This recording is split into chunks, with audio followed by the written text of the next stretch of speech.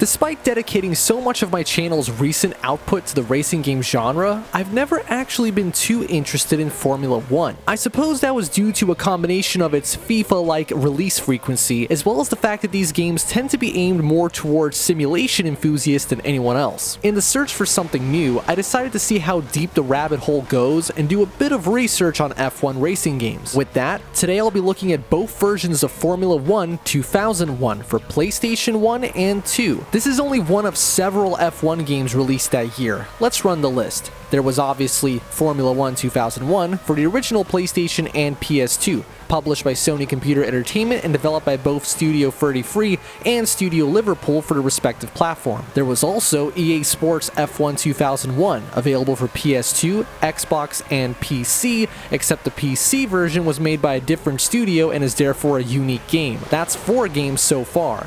Finally, F1 World Grand Prix 2000 was published by both Eidos Interactive and Video Systems, being developed by none other than Eutechnics, although not to be confused with F1 World Grand Prix for the Nintendo 64, which then got an enhanced release for the Dreamcast, and also in the year 2000, Eidos also published F1 World Grand Prix for PC, which is a spiritual sequel to the 1999 release called Official Formula 1 Racing.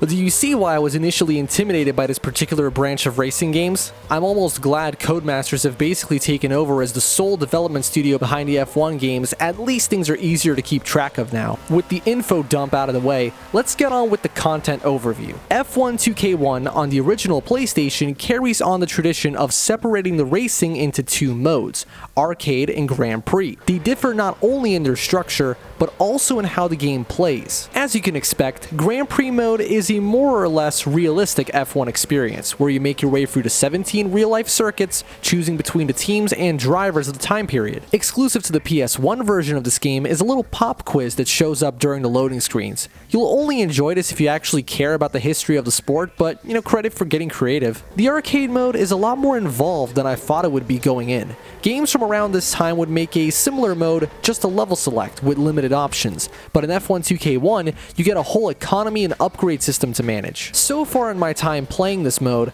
I really haven't felt the need to upgrade my car at all, although the races do progressively become less forgiving, so I'm sure that time will come. Before we jump ahead a generation, I also have to mention the challenge mode. This is actually just a single event where you have to set a best time on Spa, and then post it to www.scee.com/F1. For the record, that address is no longer valid. The PlayStation 2 version of F1 2K1 handles its game modes in a similar but not as ambitious fashion. You still get the standard Grand Prix Championship mode, which functions the same as on PS1, except you also get the option to tune every last setting on your car. I have absolutely no idea what most of these things mean, but I'm sure this was a welcome addition for people who actually know what they're doing. Unfortunately, you don't really get an arcade mode in this version. Sure, you have quick play mode, but there's no progression or economy. It's basically a track selection that also forces vehicle damage and penalties to be removed. The driving model doesn't seem to be any different compared to the Grand Prix mode either. Playing both versions back to back,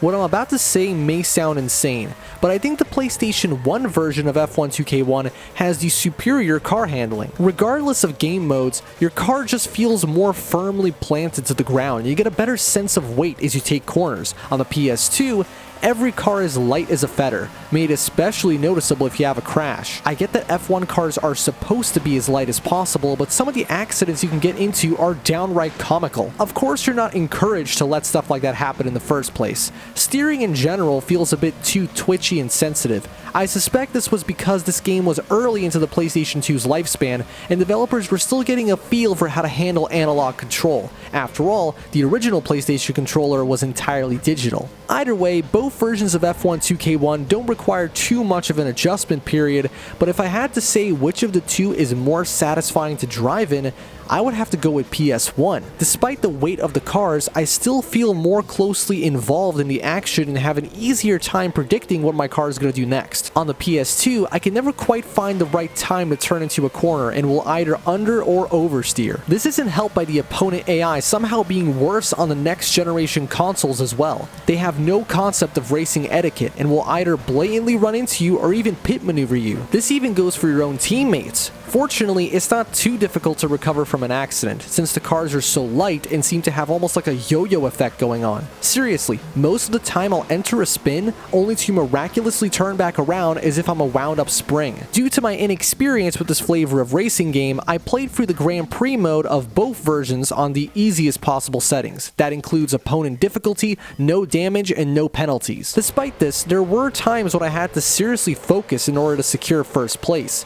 This is because of the inherent challenges of F1 racing. Unlike in a lot of other racing games where you have barriers that you can use as a crutch when taking corners, most turns in F1 don't offer such a helping hand. You either brake in time or you're in the sand, losing valuable time. As of writing the script, I have yet to complete a single race in either of the two games on the highest possible difficulty settings. This is the kind of thing that I would have to invest a significant amount of time in order to achieve consistently. Now, this isn't an inherent problem. Challenge is always welcome, but if you don't know what you're doing, the lower settings are there for a reason. However, I do have one particular gripe with the PS2 version of F1 2K1. I don't like how you're not allowed to use traction control and ABS on any difficulty beyond average. This isn't a problem on PS1, so what the hell? As for that version, the opponents are far more respectful on the track. I noticed that they do in fact slow down if you're, for example, recovering after a missed corner. And I don't mean in terms of rubber banding, they will actually take caution as to not collide into you. Generally, I found the PS1 version's drivers to be cleaner, but just as fast. Like I said, even in the arcade mode, I would only just barely fight my way into first place by the last lap. Another area in which the PS1 version beats the PS2 is the rules of racing. I'm talking about penalties, or more specifically corner cutting. Stuff like yellow or black flags work about the same, but for some reason I could never get the PS2 game to get mad at me about cutting corners. On PS1, should you so much as get the slightest advantage when skipping across the grass, you'll get a warning flash. If you get too many of those, your engine's power is instantly cut and you get stuck in second gear for a few seconds, which I feel is an appropriate enough punishment. Since I've become a more cautious driver over the several hours that I've spent playing these two games, I can't say I have much to say in regards to the car damage.